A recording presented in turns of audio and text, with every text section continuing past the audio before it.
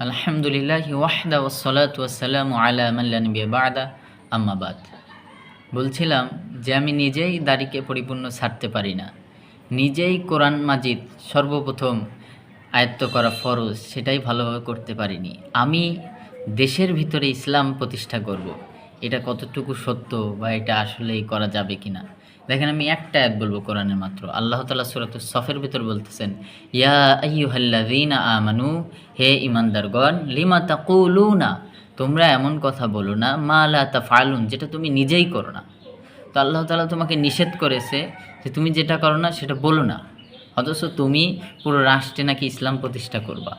এটা আসলে সম্ভব নয়।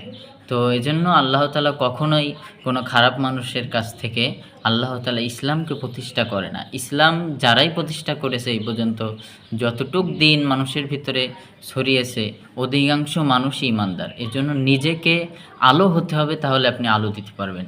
নিজেই দাড়িকে ছাড়তে পারেন না, আপনি কিভাবে রাষ্ট্রে ইসলাম প্রচার করবেন? এর জন্য অবশ্যই কোরআন পড়বেন, আল্লাহ রসুলের সুন্নাহ দেখবেন। আল-আমিন নাম ছিল আল্লাহ রসুল সাল্লাল্লাহু আলাইহি সাল্লাম। নবুয়তের আগেই তার নাম আল-আমিন ছিল, সত্যবাদী ছিল। তো এই বিষয়ের কথা বাড়ালাম না। তো যারাই নেতা হতে চান, ইসলামিক নেতা, তাদের অবশ্যই নেতা হওয়ার আগেই আল-আমিন হতে হবে, সত্যবাদী হতে হবে। আসসালামু আলাইকুম ওয়া রাহমাতুল্লাহ।